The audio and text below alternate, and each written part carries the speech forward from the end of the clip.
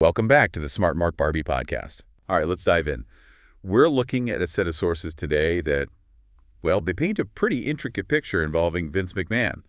We've got reports on a new business venture he started up, and that's kind of mixed with some really complex details emerging from ongoing legal situations. Right, specifically that Janel Grant lawsuit.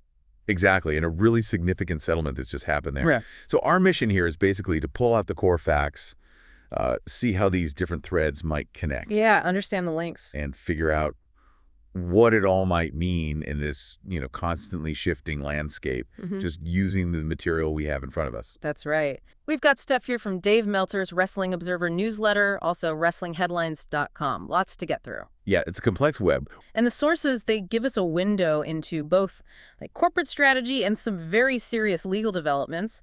There's quite a bit to piece together from these reports and notes. Definitely shows how the business side and these allegations are deeply linked. For sure. Okay, so let's start with the business side then. Now, WrestlingHeadlines.com had info on McMahon's new company. It's called 14th and 1. Interesting name. Focusing on sports, media, entertainment. Formed LLCs in Delaware, registered to his Stamford address. He's listed as managing member. And Brad Blum, his former chief of staff, is president. They've filed trademarks for private equity, entertainment production. Blum's LinkedIn apparently says they're looking at buyouts, minority investments, supporting management teams. Standard PE stuff, sounds like. In the name, 14th and 1. It's the old address of Capital Wrestling, his father's company. A nod to the past. But crucially, the source says there's no indication this new venture involves wrestling, so he's moved on, at least publicly. Yeah, seems like it. Still a major TKO shareholder, but not expected to regain control of WWE, and now building this new firm. It feels like the timing of this launch is, well, it's notable, right? Especially after he sold off so much of his TKO stock. It certainly is. The sources mention he sold, roughly $1.5 billion worth of TKO shares. Wow. Between late 2023 and April 2024. Now, he still holds over 8 million shares, mind you, which is about 4% of TKO, still worth around $1.2 billion currently. That's still significant. Oh, yeah.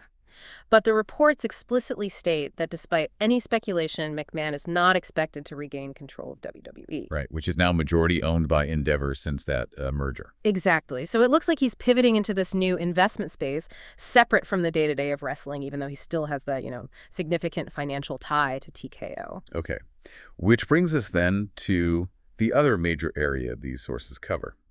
The ongoing legal challenges connected to him. Exactly. And the material details that he remains involved in multiple lawsuits. There's the really significant one from Janel Grant, which includes those very serious allegations of sexual assault and trafficking. Claims he denies. Claims he strongly denies, yes. There's also a lawsuit from former ring attendants, and then there's that shareholder lawsuit related to the WWE UFC merger process itself. Let's focus in on the Janel Grant case for a moment, and this recent development involving John Laurinaitis. What did the sources report happened there? Okay, this is a major development reported by Dave Meltzer, according to the notes you shared. John Laurinaitis, former head of talent relations at WWE, named defendant alongside WWE and McMahon. Right. He has reached a settlement with Grant outside of court. Okay, settlement. What are the key terms? What do the sources say? Well, the crucial condition, and this is highlighted in a joint statement from their lawyers that's quoted in the sources, is that John Laurinaitis has agreed to cooperate and provide evidence in Janel Grant's ongoing lawsuit against Vince McMahon and WWE. Wow. Okay, hold on. So a former co-defendant is now agreeing to help the plaintiff build her case against the other defendants, McMahon and WWE. That's a huge shift. It certainly seems to be. The statement calls it a pivotal next step toward holding McMahon and WWE accountable. Now, the financial terms, those are confidential as usual, but his agreement to cooperate, that's public knowledge. And the lawsuit against Laurinaitis himself. That's been dismissed with prejudice, which means Grant can't file those same claims against him again later. Okay. But the notes mention his position in all this. Yeah. It wasn't always cooperation, was it? He's changed his tune before. That's right. He's essentially flipped his stance twice now. Right. Initially, when the case was first filed, his lawyer suggested Laurinaitis was also a victim of McMahon. Remember that? I do, yeah. But then, just 3 months later, that same lawyer publicly stated Grant's claims were unfounded and Laurinaitis would fight them alongside McMahon. And now, This. cooperating with Grant against McMahon and WWE. Exactly. It does feel like a pretty dramatic turnaround. Especially the timing. You might have thought he'd wait for a ruling on whether the whole case gets forced into arbitration. Right. But someone apparently close to the situation said the settlement wasn't entirely unexpected, so mixed signals there. Speaking of arbitration, the source speculates a bit on why that might have factored into him settling now. What's the thinking? Well, Grant signed an NDA, a non-disclosure agreement, when she left WWE, and that included a clause agreeing to arbitration, that private legal process outside of court. McMahon's team is pushing hard to force this lawsuit into arbitration based on that NDA. Okay. What if the judge, Sarah F. Russell, did rule for arbitration? If that happened, Laurinaitis probably wouldn't face huge financial risk anyway, because arbitration would likely focus just on whether McMahon owed the rest of that original $3 million settlement to Grant. So the fact that Laurinaitis settled now, before that ruling, it suggests maybe his legal team thought Judge Russell wouldn't rule for arbitration. Meaning it stays in public court. Exactly, meaning the case proceeds in public court and, crucially, enters discovery. Where they exchange evidence. Right, and if the case went to discovery, things might look very problematic for Laurinaitis personally. So maybe this settlement and agreeing to cooperate now is a way to mitigate his own risk before that happens. That makes sense. TKO has argued in both the Grant case and the ring attendance case that they shouldn't be liable because everything alleged happened before TKO even existed and owned the company. Seems logical on the surface. It does, but the source provides an interesting counterpoint. They mention the Kung Lo case. Oh, yeah. A previous situation involving allegations against UFC that happened before Endeavor bought them.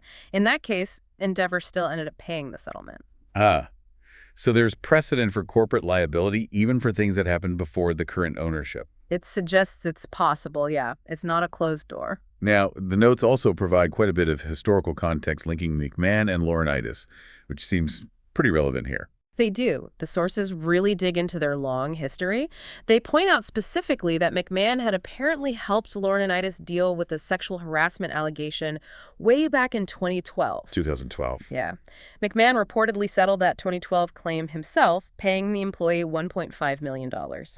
She alleged she'd had an affair with Laurinaitis and was demoted after she ended it. And wasn't that when Paul Levesque, pronounced Levesque, right? That's right, Levesque. Wasn't that when he first took over Laurinaitis' job as head of talent relations? Exactly right.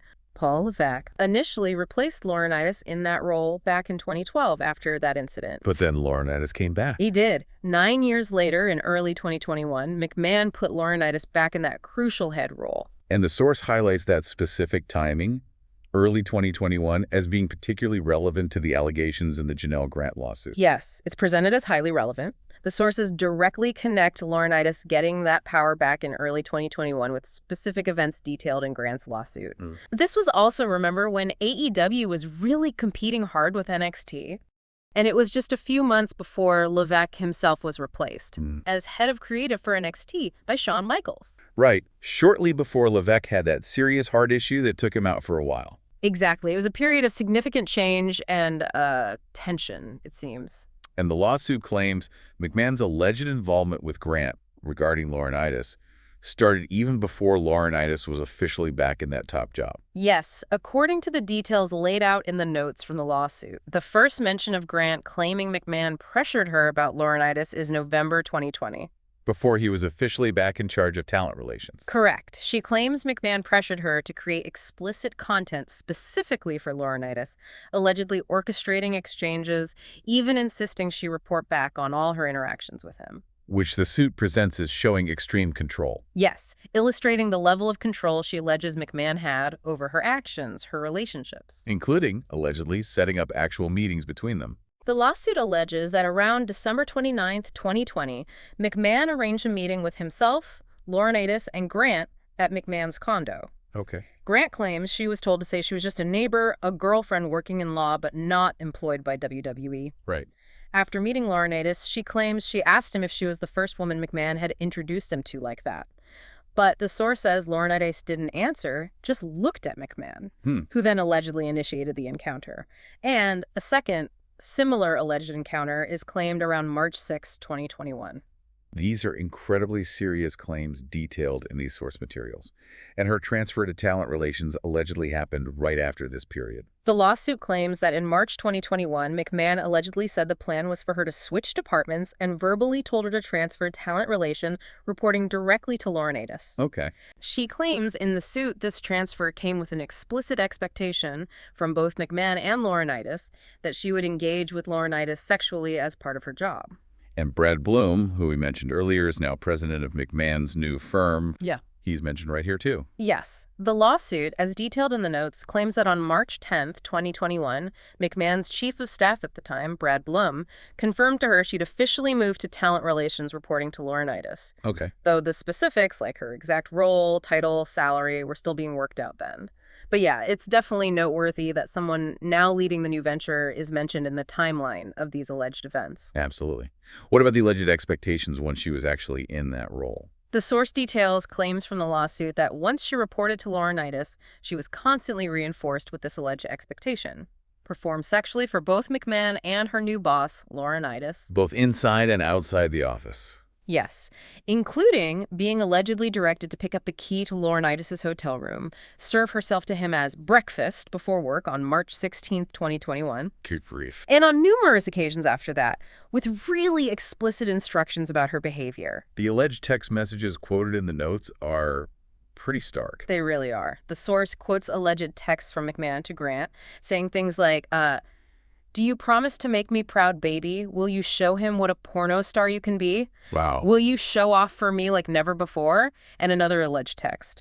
"On days when he's in town, I want him to fuck you every morning and later in the office too." Just incredible detail in these claims. Yeah, and she also claimed McMahon allegedly indicated on April 2, 2021, that she should comply if Laurinaitis wanted to bring other men into their encounters. And her job title, that was reportedly part of this whole dynamic too. The suit claims that in April 2021, McMahon initially told her she'd get the title Vice President, Operations within Talent Relations. VP. But then, just days later, he allegedly backtracked, saying she'd be Director of Operations instead.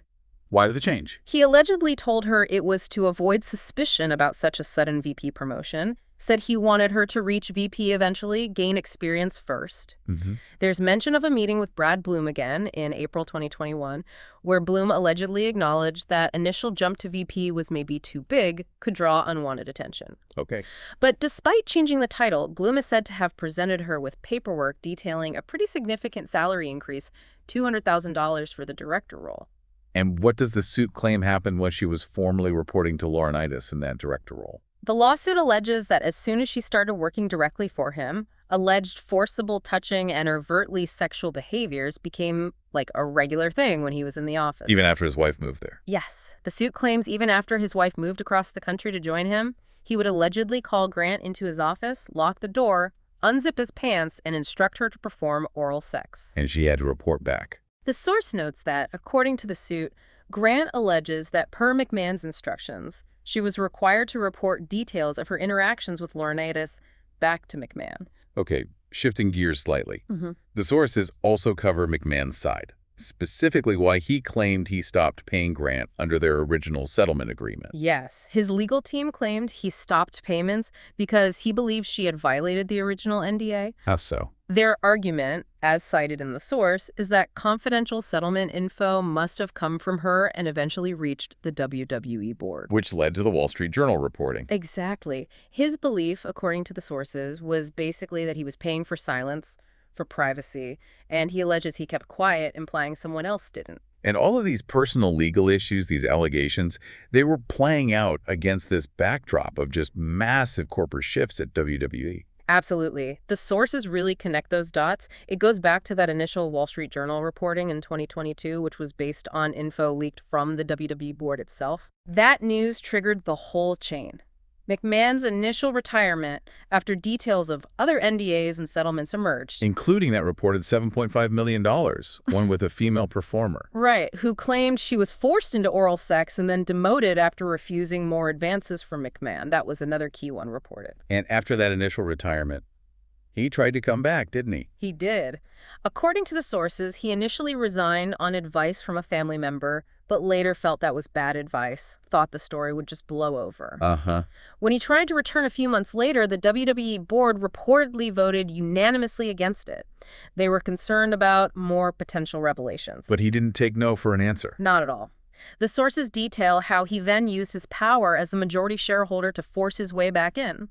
Removed board members, replaced them. And threatened the media deal. Stated he wouldn't approve the next crucial media rights deal unless he was put back in as executive chairman. A real power play. And that power play worked. The sources indicate it absolutely did.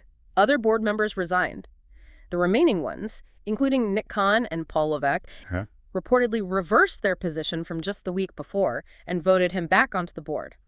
Days later, Stephanie McMahon, who was co-CEO with Khan then, she resigned. After giving that speech about her father's return. Yes, after giving a speech that included positive remarks about his return, she was out. And this whole chain of events, this ultimately led to the merger with UFC. That's how the sources frame it.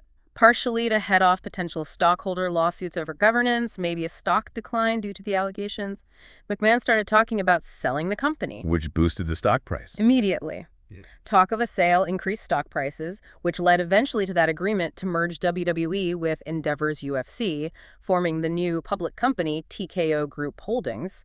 And the stock price did see a big rise after the sale talk and kept going up after the merger finished. But then he resigned from TKO pretty quickly after the Janel Grant lawsuit was actually filed. That's correct. The sources explain he resigned from his executive roles at TKO just days after Grant's suit was filed. Why? Because a key sponsor, Slim Jim. Slim Jim, okay. Reportedly threatened to pull their sponsorship if he stayed involved. The worry was that could trigger a domino effect, other sponsors leaving, damaging the brand image. Especially since sponsor growth was a big priority for TKO. Exactly, a stated business priority. So after resigning, he then started selling off a lot of that stock, though, as we said, he's still a very large minority owner. Okay, so let's circle back to the most recent news we started with. Laurinaitis settling and agreeing to cooperate. Based on the source material, what's the potential impact of his cooperation on the case against McMahon and WWE? Well, the sources suggest that Laurinaitis making this deal strongly indicates his side believes the case will proceed in court, not arbitration, and that discovery could be very damaging for him personally. Right. Now, his credibility as a witness could definitely be attacked, given his prior public statements supporting McMahon and denying Grant's claims. That's a hurdle. However, the sources point out the information he agrees to provide. It could offer a different perspective, maybe new details. His history, like that 2012 incident McMahon settled for him, that could also be used to question his character. So what's the key thing then? The crucial element, according to the sources, will be whether Laurinaitis has concrete evidence, written communications, emails, texts, especially from that period around his return to power in 2021, coinciding with the events Grant describes. So verifiable proof. Exactly. The source implies that anything less than verifiable, concrete evidence might not carry that much weight, given his own inconsistent statements and history. It needs to be solid. Okay, so let's try and pull this all together then. What does this all mean? We've looked at the launch of this firm focused on sports, media, entertainment. It's got a name rooted in wrestling history, but no sign of wrestling involvement right now. Right. A new chapter, seemingly. And we've also gone deep into these difficult details from the sources about the Janel Grant lawsuit. The huge recent settlement by John Laurinaitis, his agreement now to cooperate and provide evidence. Yeah, a major turn. And we've put that alongside the history connecting him and McMahon, even those personnel shifts involving Paul Levesque over the years, all happening while these massive corporate power struggles, departures, and ultimately the TKO merger were going on. What's really fascinating here, just based purely on these sources, is that constant interplay. You see these profoundly personal, serious legal battles unfolding right alongside the high-stakes world of corporate control, finance, public image, stock prices. They seem completely intertwined. Incredibly intertwined, yeah. The timeline the sources lay out from the first allegations through the corporate maneuvering, the stock movements, and now this major legal settlement, it all looks connected.